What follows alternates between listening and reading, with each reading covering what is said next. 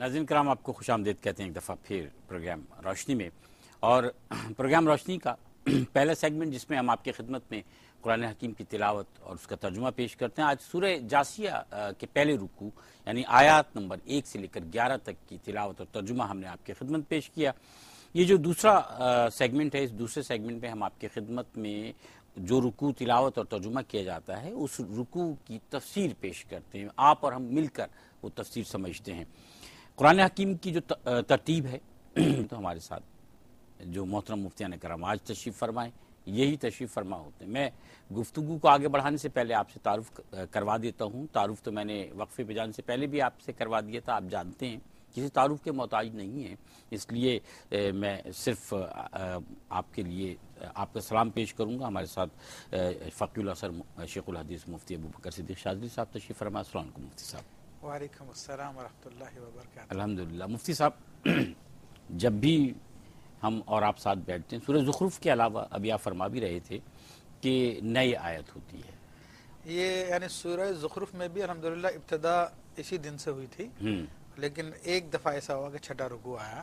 اور جب سے پروگرام شروع ہوا مجھے یاد پڑتا ہے کہ ہمیشہ سورت کی ابتدا کا موقع مجھے ہی ملتا ہے. اور اتفاق ایسا بھی ہے کہ حروف مقطعات جو ہیں وہ میں اکثر آپ سے ہی جانتا رہا ہوں، کیونکہ ابتدا جو ہے وہ انہی سے ہوتی رہی ہے. ہمارے ساتھ ناظرین کرام جو دوسری شخصیت تشریف فرما ہیں، مفتی صاحب کے ساتھ آج کے دن تشریف فرما ہوتے ہیں. الحمدللہ بہت خوبصورت بولتے ہیں. ہمارے کیو ٹی وی میں نیا اضافہ ہے، لیکن یہ نیا اضافہ جو ہے اس کو بھی بہت دن ہو گئے اس اضافے کو بھی، اور الحمدللہ ہماری خوش قسمتی ہے کہ ہم ان کے علم سے مستفید ہو رہے ہیں. ہمارے ساتھ مفتی محمد عبداللہ نورانی صاحب تشریف فرمائیں. السلام علیکم مفتی صاحب. السلام ورحمۃ اللہ. الحمدللہ مفتی صاحب آپ خیریت سے ٹھیک ٹھاک ہیں؟ الحمدللہ. مفتی صاحب، حروف مقطعات کی بات میں کر رہا تھا.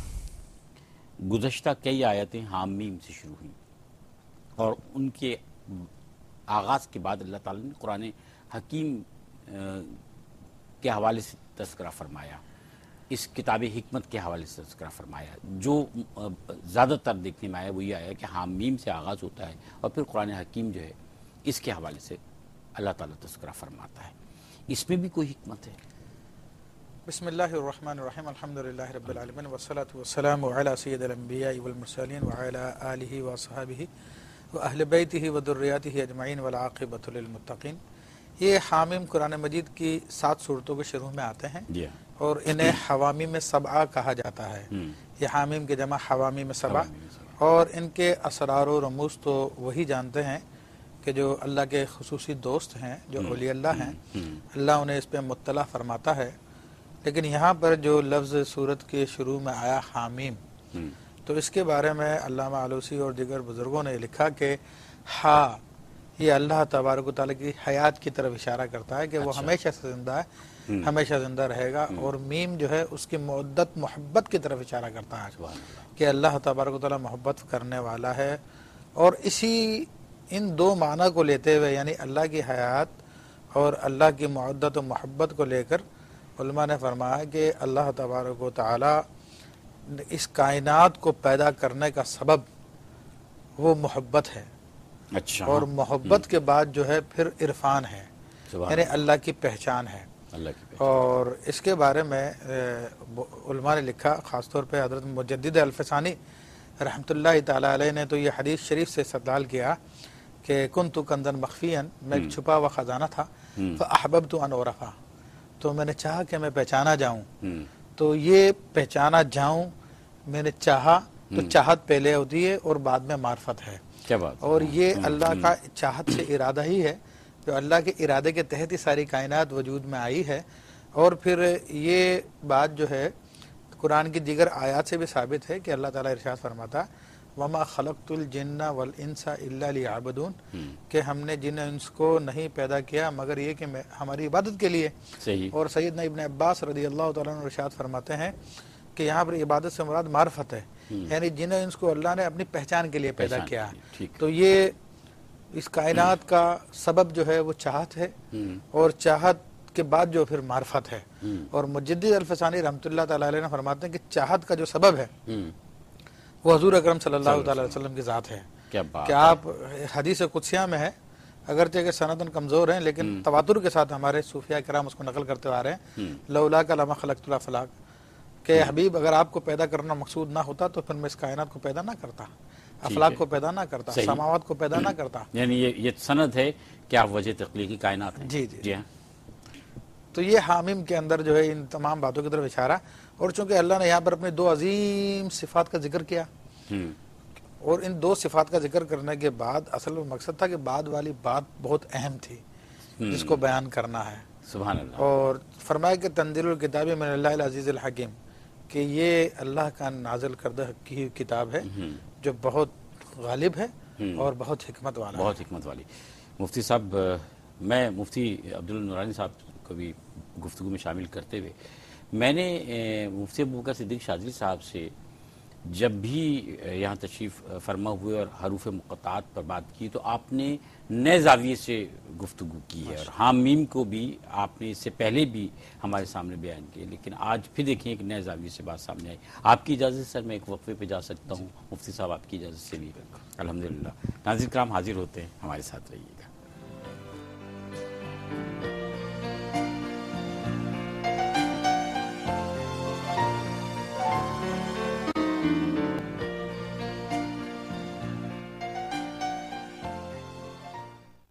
ناظرین کرام، میں آپ کے ساتھ ہوں اس مرتبہ پھر روشنی میں، اور میرے ساتھ مفتیان کرام یہاں تشریف فرمائے ہیں، محترم مفتی ابوبکر صدیق شاذلی صاحب اور محترم مفتی محمد عبداللہ نورانی صاحب. ہم قرآن حکیم کی سورہ جاسیہ کے پہلے رکوع کی تفسیر مفتیان کرام سے سمجھ رہے ہیں، اور ابتدا ہوئی حروف مقطعات سے، اور مفتی ابوبکر صدیق شاذلی صاحب نے بہت خوبصورتی کے ساتھ ہماری اصلاح فرمائی، ہمیں علم فراہم کیا، بہت سی باتیں سمجھائیں. مفتی نورانی صاحب، ابھی آپ فرما رہے تھے، یہ جو ہم نے آج کے دن کی بات ہو رہی تھی، مفتی صاحب فرما رہے تھے کہ آج کے دن کا میں نے بہت سوچ سمجھ کے بدھ کے دن کا جو ہے وہ انتخاب کیا تھا. تو بزرگان دین فرماتے ہیں، بزرگ فرماتے ہیں کہ بدھ کے دن سے کسی کام کی ابتدا ہو تو وہ زیادہ اچھا ہوتا ہے، اور یہ اتفاق اللہ تعالیٰ کی جانب سے یہ بھی ہمارے لیے انعام ہے کہ بدھ کے دن سے ہی ہم اپنے پروگرام میں بھی نئی صورتوں کا جو ہے وہ آغاز کر رہے ہیں. یہ اتفاق کے ساتھ ہو رہا ہے، لیکن بہت خوبصورت اتفاق ہے. قرآن پاک کے نزول کے حوالے سے اللہ تعالیٰ نے فرمایا، یہ پہلی آیت کے بعد جب دوسری آیت شروع ہوتی ہے، تو ہم جاننا یہ چاہتے ہیں اپنے ناظرین کے لیے بھی اور اپنے لیے بھی کہ قرآن حکیم کا نزول کب سے شروع ہوتا ہے اور کتنے عرصے جاری رہتا ہے. فرمائیے گا. الحمدللہ رب العالمین، والصلاة والسلام علی سید الانبیاء و اشرف المرسلین. اللہ تبارک و تعالی نے اپنے پیارے نبی حضور پرنور سید العالمین مصطفیٰ صلی اللہ علیہ وسلم کو جب آپ علیہ الصلاۃ والسلام کی عمر مبارک 40 برس ہوئی تو آپ علیہ الصلاۃ والسلام غار حرا میں تخلیہ فرماتے تھے، اور اس کے بعد 6 مہینے کی مدت آپ علیہ الصلاۃ والسلام کو رؤیا صادقہ، سچے خواب جو ہے وہ دکھائے جاتے رہے. اس کے بعد آپ کو اظہار نبوت، اور جسے ہم اعلان نبوت بھی کہتے ہیں، اظہار نبوت کا حکم ہوا. تو قرآن مجید فرقان حمید کی پہلی آیات طیبات، پہلی یہ سورہ علق کی ابتدائی 5 آیات نازل ہوئی، اقرأ بسم ربک الذی خلق، اور یہ سلسلہ تقریباً جو ہے وہ 23 برس تک جاری و ساری رہا. قرآن مجید فرقان حمید کا پہلا نزول علماء فرماتے ہیں کہ وہ آسمان دنیا کی طرف ہوا، اور وہاں آسمان دنیا کی طرف جو قرآن کا نزول ہوا وہ دفعتاً واحدہ ہوا، ایک ہی ساتھ مکمل قرآن مجید فرقان حمید نازل ہوا. پھر آسمان دنیا سے نبی علیہ الصلاۃ والسلام کی بارگاہ میں، جیسے یہاں ان تنزیل الکتاب من اللہ العزیز الحکیم، تنزیل کا صیغہ استعمال کیا گیا، یعنی وقتاً فوقتاً، تھوڑا تھوڑا، نجماً فنجماً، یعنی کچھ حصہ جو ہے وہ حضرت جبریل امین حسب ضرورت آپ علیہ صلاۃ والسلام کی بارگاہ اقدس میں لے کر حاضر ہوتے تھے. تو یہ تقریباً 23 سال تک یہ سلسلہ جاری و ساری رہا، اور آپ علیہ صلاۃ والسلام کی بارگاہ میں حضرت جبریل امین قرآن مجید فرقان حمید کو لے کر حاضر ہوتے تھے. تو نزول قرآن کا یہ عرصہ جو ہے وہ 23 سال کا عرصہ ہے. اس عرصے میں آپ علیہ صلاۃ والسلام پر قرآن مجید فرقان حمید جو ہے وہ نازل ہوتا رہا. تنزیل فرمایا، اس سے بتانا یہ مقصود ہے کہ من اللہ العزیز الحکیم، اللہ تعالیٰ کی طرف سے جو غالب بھی ہے اور حکمت والا بھی ہے. یعنی اللہ تبارک و تعالیٰ جو ہے وہ غالب ہے، اور یہ نبی علیہ الصلوۃ والسلام کا تصنیف کردہ قرآن نہیں ہے. آپ علیہ السلام نے اپنی طرف سے نہیں بنایا، بلکہ یہ بتایا گیا کہ آپ علیہ الصلوۃ والسلام جو ہے وہ امی تھے. یعنی آپ علیہ الصلوۃ والسلام امی اسے کہتے ہیں کہ جو اس کیفیت اور اس حالت پر ہو کہ جس حالت پر اس کی ولادت ہوئی ہے، جس حالت پر اس کی پیدائش ہوئی ہے. تو آپ علیہ الصلوۃ والسلام نے جو ہے کسی سے لکھنا اور پڑھنا سیکھا نہیں، لیکن ایسا نہیں کسی مدرسے میں جا کر نہیں سیکھا. یہ بھی ہے نا سر، یعنی کسی فرد سے کسی انسان سے لکھنا پڑھنا سیکھا نہیں، اور اللہ لیکن تعالیٰ نے اللہ رب العزت نے آپ کو لکھنا بھی سکھایا اور پڑھنا بھی سکھایا. آپ علیہ الصلوۃ والسلام پڑھنا بھی جانتے تھے اور لکھنا بھی جانتے تھے. یعنی یہ عقل سے ماورا ہے کہ کوئی شخص جو ہے وہ کسی سے لکھنا اور پڑھنا سیکھے نہیں، پھر وہ پڑھنے بھی لگ جائے اور لکھنے بھی لگ جائے. تو آپ علیہ الصلوۃ والسلام کو کہا گیا اقرا، تو آپ علیہ السلام نے جو ہے وہ پڑھا. اس کے بعد قرآن مجید فرقان حمید کی ایک سورت سورہ عنکبوت میں ارشاد ہوا وما كنت تتلو من قبلہ من کتاب وما كنت تتلو من قبلہ من کتاب. اے محبوب صلی اللہ علیہ وسلم، آپ قرآن مجید فرقان حمید کے نزول سے پہلے کسی کتاب کو نہیں پڑھتے تھے، آپ بالکل جو ہے وہ پڑھنا نہیں جانتے تھے. لیکن اللہ تعالیٰ نے آپ کو الرحمن علم القرآن، رحمان نے قرآن سکھایا. خلق الانسان، انسان کامل محمد مصطفیٰ صلی اللہ علیہ وسلم کو تخلیق فرمایا، پیدا کیا. علمہ البیان، انہیں جو ہے وہ وضاحت کرنا اور انہیں قوت گویائی سے سرفراز فرمایا، انہیں وضاحت کرنا سکھایا. تو من قبل ہی من کتاب، قرآن کے نزول سے پہلے. علماء فرماتے ہیں کہ قبل ہی کی قید اس لیے ہے کہ جب تک قرآن نازل نہیں ہوا تھا آپ پڑھنا نہیں جانتے تھے. جب قرآن مجید فرقان حمید کا نزول شروع ہوا تو آپ پڑھنے لگ گئے. ولا تخطہ بیمینک، اور نہ اپنے دائیں ہاتھ سے آپ لکھتے تھے. تو پہلے آپ لکھنا بھی نہ جانتے تھے، لیکن بعد میں اللہ رب العزت نے آپ کو جس طرح بغیر کسی سے سیکھے پڑھنا آپ کا معجزہ ہے، اسی طرح بغیر کسی سے سیکھے لکھنا بھی آپ کا معجزہ ہے. آپ علیہ الصلوۃ والسلام نے باقاعدہ طور پر خطوط موجود ہیں جو آپ علیہ السلام نے اپنے دست مبارک سے تحریر فرمائے، اور اس پر علماء نے حضرت امام ابو الولید باجی مالکی رحمہ اللہ نے جو 5ویں صدی ہجری کے بہت بڑے محدث محقق ہیں، انہوں نے اس حوالے سے آپ علیہ الصلوۃ والسلام کی تحریر کے حوالے سے باقاعدہ ایک کتاب تصنیف فرمائی ہے. تو اللہ رب العزت نے قرآن کو نازل کیا تو تنزیل فرمایا کہ آپ خود مصنف نہیں ہیں، اللہ نازل کرنے والا ہے. اور اس نے ویسے ہی نازل نہیں کیا بلکہ حکمت کے تحت. یہ 23 سال آہستہ آہستہ یہ بتانا کہ ہر کام بتدریج ہونا چاہیے، آہستہ آہستہ ہونا چاہیے. لوگوں میں تبدیلیاں بھی بتدریج پیدا کی گئیں اور تبدیلی بھی بتدریج ہوتی ہے. اچھا، میں مفتی صاحب بات کو آگے بڑھاتے ہیں. سوال تو میرا آپ سے یہ ہے کہ آسمانوں اور زمینوں میں جن نشانیوں کا تذکرہ کیا گیا ہے اور قرآن حکیم میں مختلف جگہوں پر یہ تذکرہ موجود ہے، تو آسمان اور زمین کے علاوہ بھی اللہ تعالیٰ کی کون کون سی، آسمان اور زمین میں کون کون سی نشانیاں اللہ تعالیٰ کی موجود ہیں؟ لیکن ایک ضمنی سوال اس سے پہلے میں کر رہا ہوں کہ امی کا لفظ ہم استعمال کرتے ہیں، امی کے معنی جو ہیں وہ ناخواندہ کے ہوتے ہیں یا امی اس کو کہا جاتا ہے جس کو اللہ تعالیٰ علم بخشے؟ دیکھیں، امی کا اصل معنی تو ناخواندہ ہی کے ہیں. اچھا، لیکن ہر لفظ کا معنی شخصیت کے اعتبار سے کیا جاتا ہے. اور جب یہ لفظ ایک عام انسان کے لیے کیا جائے گا تو وہ ان پڑھ کے معنوں میں آتا ہے. اچھا، لیکن جب رسول اللہ صلی اللہ تعالی علیہ وسلم کی مقدس ذات اور اعلیٰ عرفہ ذات کے متعلق استعمال کیا جائے گا کہ جس نے ساری کائنات کو پڑھا لکھا بنا دیا، کائنات میں علم کو عام کر دیا، تو لفظ بہت سوچ سمجھ کے استعمال کیے جائیں گے. جو بے احتیاط کرنے والا نہیں ہے، رسول کے مرتبے کو سمجھنے والا نہیں ہے، وہ تو شاید لفظ وہی کہہ دے. لیکن ایک مومن دل کو اس بات کا ضرور احساس کرنا پڑے گا کہ یہ لفظ میں کس ذات کے لیے استعمال کرنے جا رہا ہوں. اور میں نے سوال آپ سے اسی لیے یہ کیا ہے کہ مجھ سمیت بہت سے لوگ اس بات کو سمجھ سکیں کہ ہمیں کس طرح سے کیا کہنا ہے. تو جب رسول اللہ صلی اللہ علیہ وسلم کی ذات کے بارے میں جب یہ بات طے شدہ ہے کہ ان کو اللہ نے پڑھایا، اللہ نے سکھایا، تو ان سے زیادہ پڑھا لکھا کون ہو سکتا ہے؟ تو پھر ہم اس کا ترجمہ کریں گے علم بھی وہ دیا کہ جو اس سے بڑا کوئی علم ہی نہیں ہے. جی اوتیتو علم الاولین والآخرین، مجھے اولین و آخرین کا علم دیا گیا ہے. سبحان اللہ، یہ تو حدیث کریمہ ہے. تو پھر ہم ترجمہ یہ کریں گے کہ امی سے مراد رسول اللہ صلی اللہ علیہ وسلم کے لیے جو معنی بنتا ہے کہ وہ ذات کی جس نے کسی انسانی ذرائع سے علم حاصل نہ کیا ہو.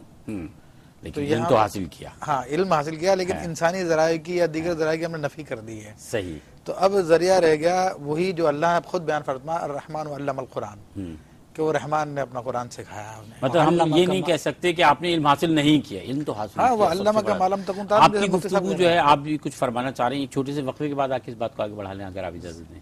ناظرین کرام حاضر ہوتے ہیں.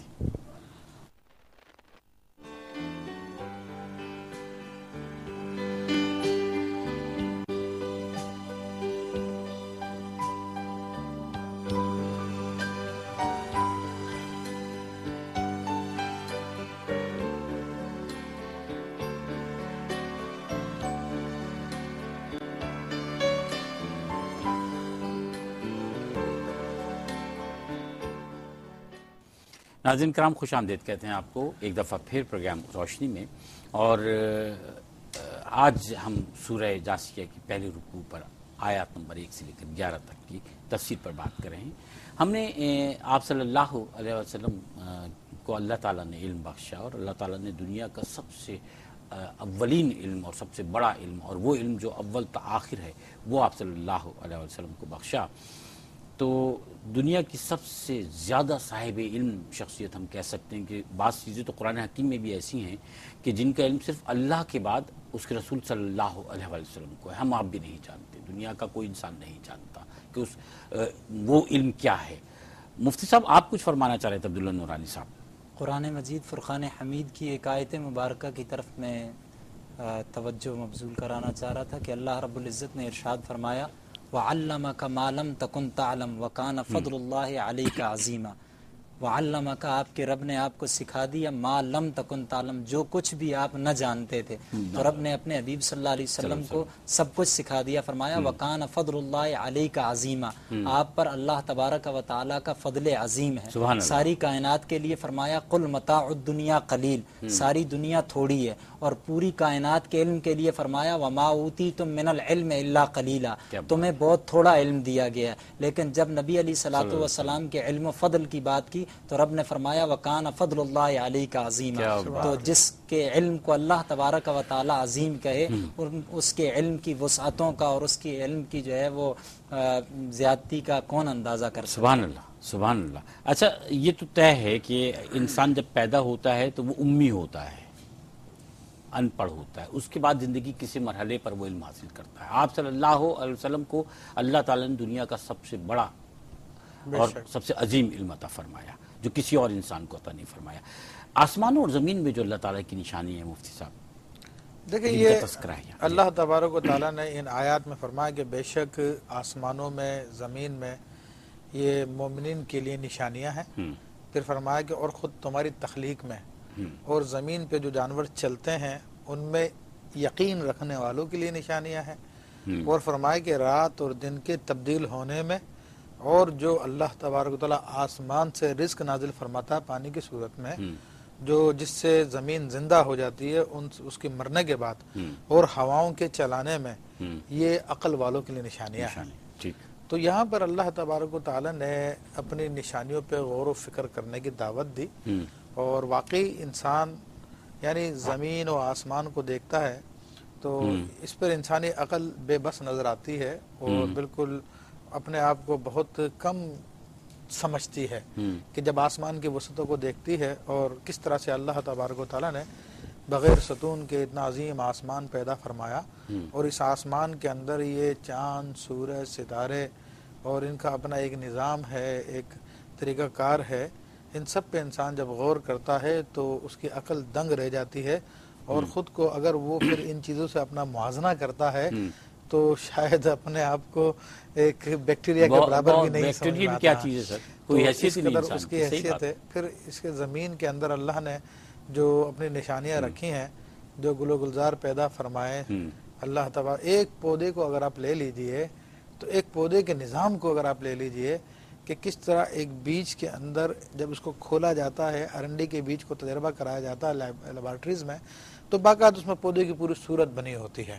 اب یہی ایک صورت جو مورت ایک نشان تھا, وہ جب زمین کے اندر چلا جاتا ہے تو وہ بیج اس سخت زمین کو پھاڑ کر نکلتا ہے اور وہ جو صورت تھی وہ حقیقت کی صورت میں ڈلنا شروع ہو جاتی ہے. سخت زمین کو پھاڑ کر ننھی سی بہت ہی کومپل اور وہ بھی بہت ہی آپ کیا کہیں سخت زمین سے ملائم سی کومپل نکلتی ہے. وہ ملائم سی کومپل نکل جاتی ہے اور پھر جب اس درخت کا پورا مشاہدہ کیا جاتا ہے تو اس کے اندر اللہ تبارک و تعالی نے اس کی جڑوں کے ذریعے جو خوراک کا نظام اوپر تک تنے کے ذریعے پتوں میں پہنچتا، پتوں کی رگوں میں پہنچتا اور ایک خاص ایک سسٹم کے ساتھ ایک تفصیل کے ساتھ جس میں ذرا برابر فرق نہیں ہے، تو اس پہ انسانی عقل دنگ رہ جاتی ہے کہ یہ بے سمجھ درخت کہ جو خود کچھ کرنے کی صلاحیت نہیں رکھتا، اس کے اندر یہ نظام کیسے چل رہا ہے، کس نے اس پانی کے اس مقدار کو معین کیا کہ درخت اتنی ہی مقدار لے، اس سے زیادہ مقدار نہ لے، کیونکہ زیادہ پانی ڈالیں گے تو جل جاتا ہے. صحیح بات. تو خود فرمایا کہ خود فی خلقکم، تمہاری اپنی تخلیق میں،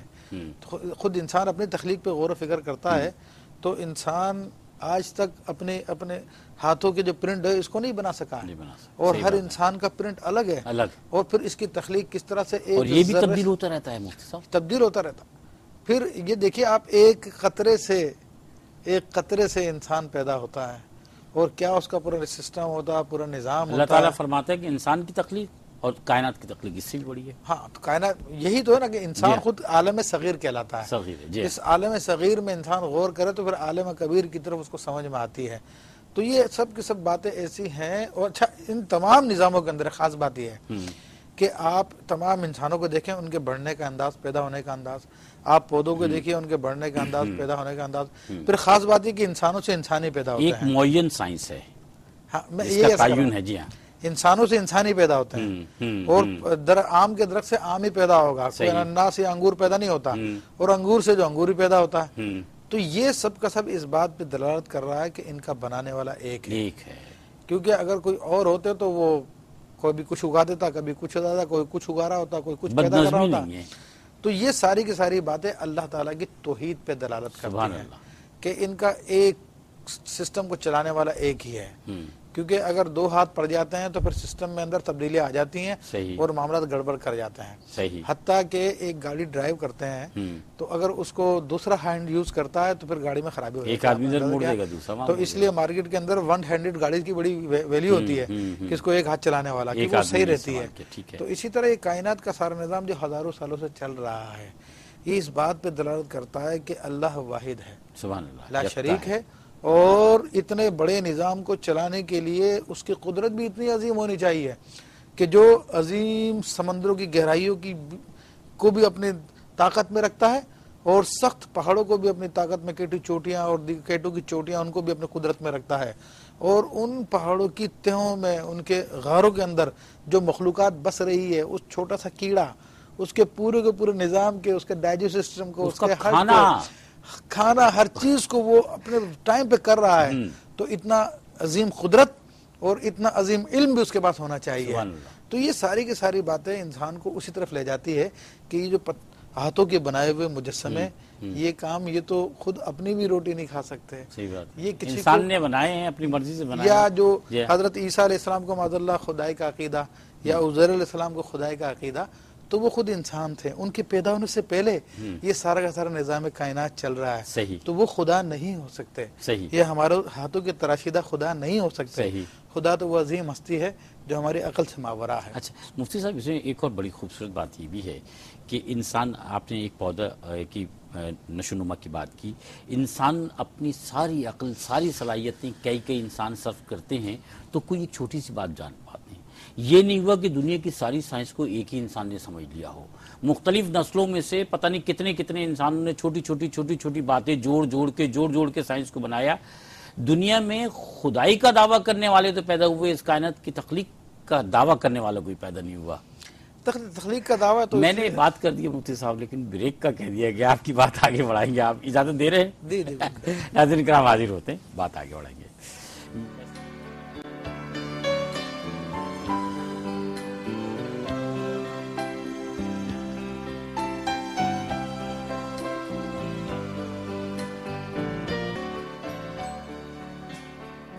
ناظرین کرام، ہم آپ کو خوش آمدید کہتے ہیں. اور جب ہم وقفے پہ جا رہے تھے تو مجھے بار بار کہا جا رہا تھا کہ ایس ایم ایس بہت آ رہے ہیں، آپ اس کا تذکرہ کرتے ہیں.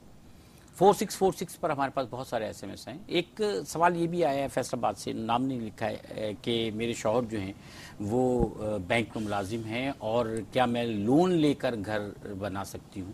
اس کا جواب انشاءاللہ مفتی صاحب سے لیں گے تھوڑی دیر کے بعد.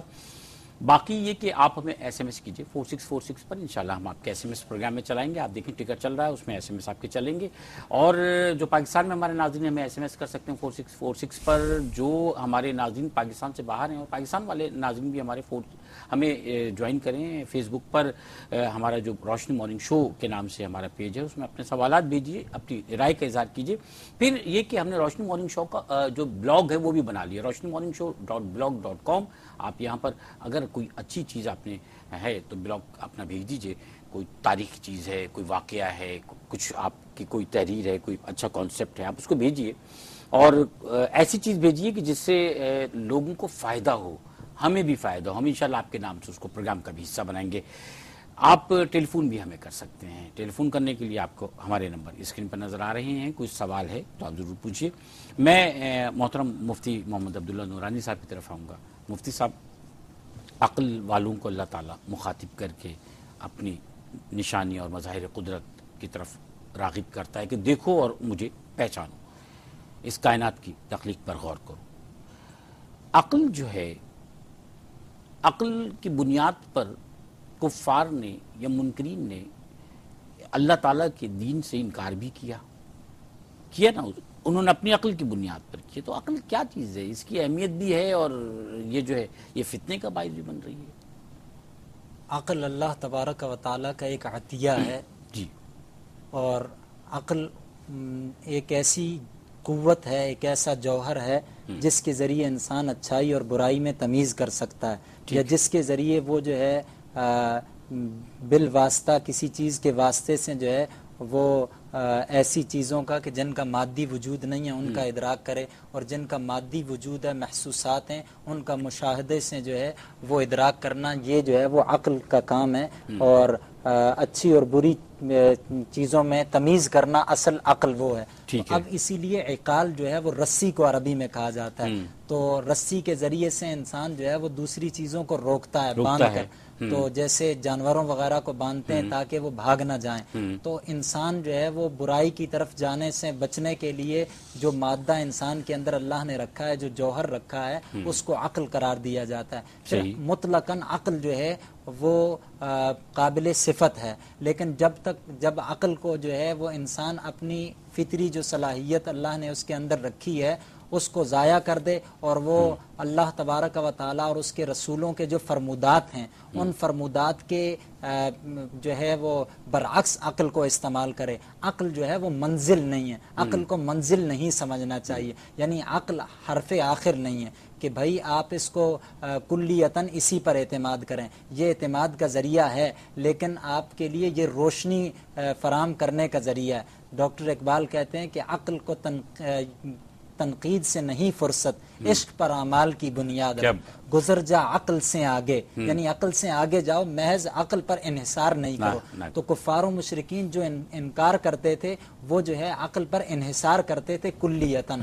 تو مسلمان کو یہ کہا گیا کہ مکمل طور پر عقل پر انحصار نہ کرو, بلکہ عقل سے بڑھ کر اللہ تبارک و تعالیٰ کی وحی ہے جہاں عقل کی حدیں ختم ہو جاتی ہیں. جتنے فلاسفر ہیں, جتنے جو ہے وہ افراد ہیں جو عقلیات پر اعتماد کرنے والے ہیں, وہ وحی کا انکار کر دیتے ہیں. تو اللہ وہ یہی سمجھتے ہیں کہ عقل حرف آخر ہے, جبکہ عقل حرف آخر نہیں. گزر جا عقل سے آگے کہ یہ نور چراغ راہ ہے, یعنی راستے کا چراغ ہے, اس سے راستہ دے, منزل نہیں. تو لوگوں نے منزل سمجھ لیا, تو لیکن اس کو منزل نہیں سمجھنا چاہیے, اور اس کے ساتھ ساتھ جو ہے وہ عقل سے کام لینا چاہیے کہ اچھا ہے دل کے ساتھ رہے پاسبان عقل, لیکن کبھی کبھی اسے تنہا بھی چھوڑ دو. تو کبھی تنہا بھی چھوڑنا چاہیے, وہ وحی کی طرف آنا چاہیے, اور وحی کی طرف آ کر وحی کو تسلیم کرنا چاہیے. تب تو عقل کا تقاضا جو اللہ نے دیا ہے اس کو جو ہے اس سے صحیح طور پر استفادہ حاصل کیا جا سکتا ہے. استفادہ کیا جا سکتا ہے؟ مفتی صاحب کہنا چاہ رہے ہیں. اسی اعتبار سے ایک جہت سے میں بھی عرض کرتا ہوں, فرمائیے گا, کہ بے شک یہ جو آپ نے بات کہی ہے کہ لوگ عقل کی بنیاد پہ انکار کرتے ہیں, اور مگر اللہ تعالیٰ فرما رہا کہ عقل نہیں رکھتے. تو بات یہ کہ دیکھیں یہ عالم جو ہے یہ ہمارا عالم ملک یا عالم ناسوت کہلاتا ہے.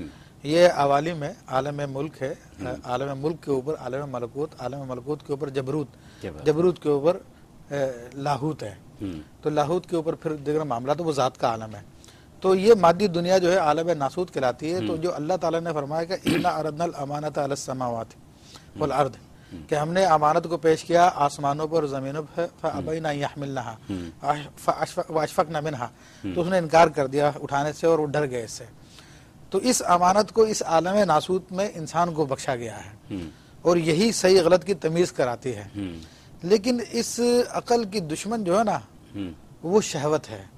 اب شہوت سے مراد ہمارے یہاں پہ خاص ایک جنسی مفہوم آتا وہ نہیں ہے، خواہشات یوں کہہ لیجیے کہ خواہشات جو ہے یہ عقل پہ غلبہ کر جاتی ہیں، اور عموماً لوگ جو بہک جاتے ہیں، جو بھٹک جاتے ہیں، تو ان کے اندر ان کے اپنے موٹیوز آ جاتے ہیں، ان کے اندر اپنی خواہشات آ جاتی ہیں، مفادات آ جاتے ہیں. پھر مفاد جو ہے نا وہ عقل اس سے متاثر ہو کر کسی غلط چیز کو بھی اچھا دکھانے لگ جاتی ہے. لیکن وہ لوگ انسان فوری حاصل کرنا چاہتا ہے. لیکن وہ لوگ جن لوگوں نے حقیقتاً تحقیق کی، اپنی خواہشات سے ہٹ کر تحقیق کی، تو وہ غیر مسلم بھی تھے، تو انہوں نے اسلام قبول کر لیا، انہوں نے دین کا کلمہ پڑھ لیا. کتنے ہی سائنٹسٹ ہیں، کتنے ہی شعراء ہیں، کتنے ہی مصنفین ہیں، کتنے ادیب ہیں جن کو میں نے یا آپ نے جا کے کسی نے تبلیغ نہیں کی، لیکن انہوں نے اپنی عقل کی بنیاد پر جب سارے معاملات پہ غور کرنا شروع کیا اور خواہشات سے پاک غور کیا، تو ان کو اسلام کی راہ مل گئی. سبحان اللہ. اب یہاں تک عقل کا کام کہاں تھا کہ وہ اللہ تعالیٰ کی ذات کی پہچان کرا دے، اللہ تعالیٰ کی ذات کی پہچان کرا دے.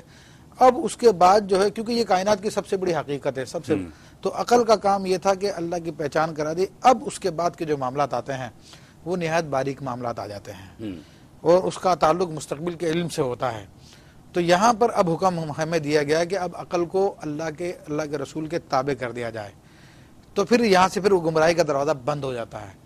تو یہاں پر جو غور کرنے کا حکم دیا گیا وہ ذات الہی کے اوپر تک پہنچنے کے لیے کہا گیا ہے کہ اس کے افعال میں غور کرو.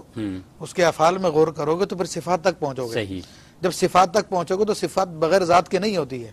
تو ذات وہی ہے جو واجب الوجود ہے، جو ہمیشہ سے ہمیشہ رہے گی، اور واحد ہے، اس کے ساتھ کوئی بھی نہیں ہے. بے شک. اچھا مفتی صاحب، آپ نے جو بات کی ہے، عقل اللہ تعالیٰ کی بخشی ہوئی ہے نا، بے شک اس کے محدودات ہیں. آپ دیکھیں، جی جی اللہ تعالیٰ نے اتنی عقل نہیں دی ہے کہ آپ جو ہے وہ اللہ تعالیٰ کے علم سے بھی آگے نکلنے کی کوشش کرو. اب وہ کیا ہے کہ صرف سائنس کی ترقی کو لے لیں تو آج سے 25 سال پہلے کا انسان جو ہے وہ عقلی طور پر وہاں نہیں تھا جہاں آج کا چھوٹا سا بچہ ہے. جی جی گو کہ وہ بہت زیادہ عقل رکھتا تھا، بہت زیادہ ذہین فطین تھا، لیکن عقل کے جو حدود ہیں اس کو دیکھیں تو 25 سال پہلے کا انسان یہاں نہیں پہنچا تھا. مفتی صاحب، دو باتیں آپ سے مجھے دریافت کرنی ہے.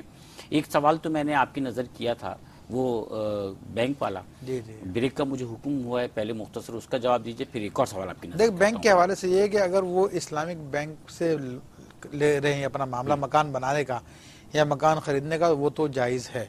باقی دیگر بینکوں سے لینا تو وہ سود پہ مشتمل ہوتا ہے لون، وہ شریعت منع کرتی ہے. ٹھیک ہے. ایک اور بات، مرتضیٰ صاحب نے لکھنؤ انڈیا سے ہمیں ایک SMS کیا ہے. وہ یہ کہتے ہیں کہ بعض لوگ یہ کہتے ہیں کہ قرآن حکیم کا صرف ترجمہ پڑھنا چاہیے، تفسیر نہیں پڑھنی چاہیے. دیکھیں، وہ لوگ جو بات ایسی کہہ رہے ہیں، وہ لوگ فیس بک پر ہمیں مرتضیٰ صاحب نے یہ وہ اللہ رسول کی تعلیمات کے خلاف کہہ رہے ہیں. ٹھیک ہے. خود صحابہ کرام رضوان اللہ علیہ مجمعین جن کی زبان عربی تھی، باقاعدہ رسول اللہ صلی اللہ علیہ وسلم کی خدمت میں حاضر ہوتے تھے اور آ کر ان سے قرآن کی تفسیر سیکھا کرتے تھے. اور خود رسول اللہ صلی اللہ علیہ وسلم نے اپنے صحابی، اپنے چچا زاد بھائی حضرت عبداللہ بن عباس رضی اللہ تعالیٰ کے لیے فرمایا کہ اللہم علم التاویل، اے اللہ تو اس کو قرآن کی تفسیر کا علم عطا فرما. تو رسول اللہ صلی اللہ علیہ وسلم تو تفسیر کے اوپر زور دے رہے ہیں، تفسیر کی طرف اشارہ فرما رہے ہیں. آپ نے صحابہ کرام کو تفسیر سکھائی، صحابیات کو تفسیر سکھائی. یہ پتہ نہیں کون لوگ آگے جو کہہ رہے ہیں کہ صرف ترجمہ پڑھو. تو یہ شاید وہ لوگ ہیں جو حدیث کا انکار کرتے ہیں، جو رسول اللہ صلی اللہ علیہ وسلم کی حدیث کو نہیں مانتے. اچھا، اس میں ایک پہلو یہ بھی آ جاتا ہے، ویسے تو قرآن میں جو تمہیں رسول دیتے ہیں وہ لے لو، کہ خود سے تفسیر جو ہے وہ پڑھنے کے بجائے کسی عالم سے پوچھ لی جائے، کہ یہ بھی ایک پہلو. دیکھیں، اصل تو یہی ہے کہ استادوں کے سامنے زانو تلمس طے کیا جائے. ٹھیک. لیکن اگر وہ کسی کو میسر نہیں ہے تو پھر جو اہل اصلاح ہیں، اچھے عقیدے والے لوگ ہیں، اہل سنت کے کسی عالم کی تفسیر لے کے اس سے مطالعہ کیا جا سکتا. ٹھیک. ناظرین کرام، ایک چھوٹے سے وقفے پر جائیں گے ہم. مفتی محمد عبداللہ نورانی صاحب بھی مجھے مستقل دیکھ رہے ہیں، ہمارے ساتھ موجود ہیں. ہم انشاءاللہ مفتی صاحب کی طرف جائیں گے. آپ ہمارے ساتھ رہیے، حاضر ہوتے ہیں.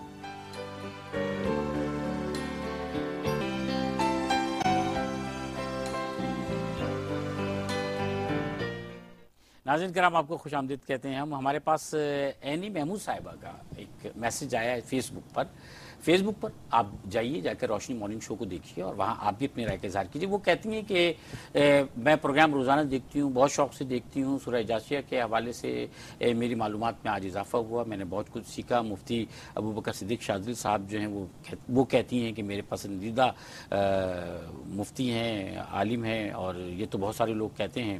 اور مفتی محمد عبداللہ نورانی صاحب بھی بہت خوبصورت گفتگو کرتے ہیں. تو بہت شکریہ محترمہ اینی محمود صاحبہ آپ کا کہ آپ نے پروگرام کو بھی پسند کیا اور مفتی صاحبان کے حوالے سے بھی آپ نے جو ہے وہ اظہار فرمایا اور ان کی علمیت کے حوالے سے آپ نے اظہار فرمایا. ہم بھی ان سے بڑی محبت کرتے ہیں اور ہم بھی ان سے بہت کچھ سیکھتے ہیں. بہت شکریہ ناظرین کرام، آپ بھی اظہار کیجیے، انشاءاللہ آپ کے میسیجز کو پروگرام کا حصہ بنائیں گے. میں سر آپ کی طرف آؤں گا. دو تذکرے ہیں. ایک تو وہ لوگ کہ جو لوگ تکبر کرتے ہیں ان کا تذکرہ کیا گیا، اور ایک وہ لوگ جو بہتان تراشتے ہیں، ان دونوں کا تذکرہ کیا گیا. وضاحت فرمائیے گا. تکبر تو یہ ہے کہ انسان کو تکبر سے اسی لیے منع کیا گیا کہ اچھا پہننا، اچھا لباس پہننا، اچھے جوتے پہننا اور بناؤ سنگار کر رہنا یہ شریعت میں ممنوع نہیں ہے. نبی علیہ الصلوۃ والسلام سے ایک صحابی نے عرض کیا، یا رسول اللہ صلی اللہ علیہ وسلم، کیا میں چاہتا ہوں کہ خوبصورت رہوں اور اچھا لوگوں کو نظر آؤں، تو کیا یہ تکبر ہے؟ تو آپ علیہ الصلوۃ والسلام نے فرمایا، ان اللہ تبارک و تعالی جمیل و یحب الجمال. اللہ تبارک و تعالی جمیل ہے اور خوبصورتی کو، جمال کو پسند فرماتا ہے. اور تکبر کے متعلق فرمایا، بطر الحق و غمت الناس، یعنی حق کا انکار کرنا ہے اور لوگوں کو حقیر سمجھنا ہے. تو جو مشرکین کا طرز عمل تھا وہ یہ تھا کہ وہ جو ہے حق کا انکار کرتے تھے. جو اللہ اور اس کے پیارے حبیب صلی اللہ تعالیٰ علیہ وسلم نے انہیں بتایا، سمجھایا، اس کا وہ انکار کرتے تھے. اور وہ یہ سمجھتے تھے کہ ساری اہمیت جو ہے وہ ساری بڑائی وہ ہمارے لیے. بڑائی کو حاصل کرنا شریعت میں ممنوع نہیں ہے.